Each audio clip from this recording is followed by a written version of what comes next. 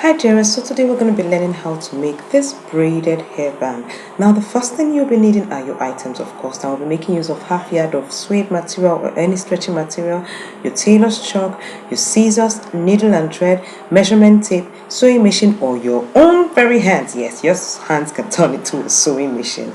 Yes, if you want to know how to do that, you can let me know in the comment section below. How can you turn your hands into a sewing machine? Alright, so let's get straight into today's tutorial. Cut 3 strips of material into 5 by 30 inches and you fold it on the wrong side and take it to your sewing machine and sew it down like so. Also get another piece 5 by 5 inches and you sew it at the long side also, although it's a square so any part is the same. Alright, so after we have sewn it, the next thing we need to do in making our braided headband is to turn it the other way around so you have the front side out. Inside out or outside in. Oh, you know what I'm talking about. Okay, so when I tried using the safety pin and it came out so quick and my son was like, "Mommy!" So you know what to do to make it easy.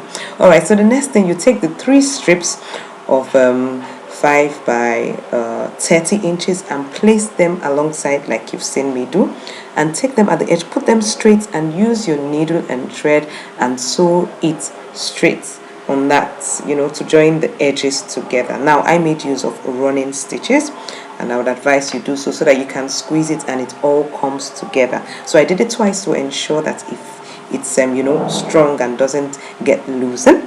Alright, so we're still making our braided hairband. Keep watching and learning. Now your next step in your braided hairband is to take it and begin to braid it. Of course, it is a braided hairband, so you've got to braid it.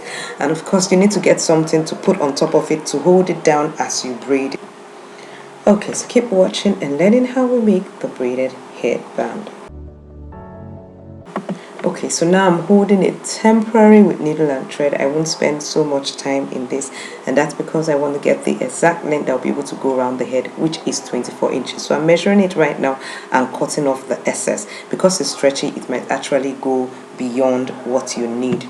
So after I did that, I started sewing the edges like I did, but this time around I'm not, you know, using running stitches per se. I'm just sewing it so that it's firm.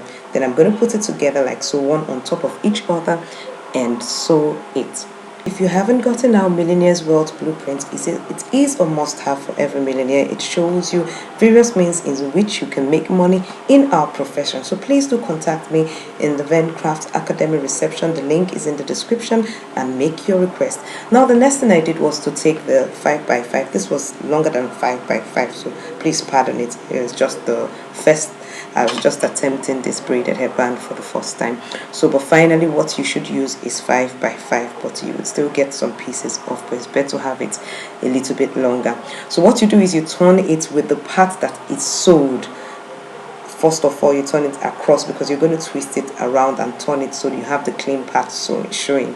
So after I did that, I made use of running stitches and I sewed it from left to right and from right to left. You can actually take it to the sewing machine and also sew. That's why I said you can make use of the sewing machine or your hand. Alright, so keep watching and learning. Okay, it's time for us to turn it the other way. Remember, that's why I said you have to put the sewed part showing, the folded part showing, so that when you turn it, you just see a smooth part on top. Now it doesn't end. Now if you leave it like this, of course it means it can move around. So what I did was to take my needle and thread and sew that small part to the braided hairband. Do you understand? So it can't move, it's permanently there, so there's no time you will get to see the stitched part at all. Now that's how I made the braided hairband. Now our question for today: what is the quickest way of turning your sewed part inside out? Do let me know in the comment section below, and the winner gets to take Fascinator Class 3 for free.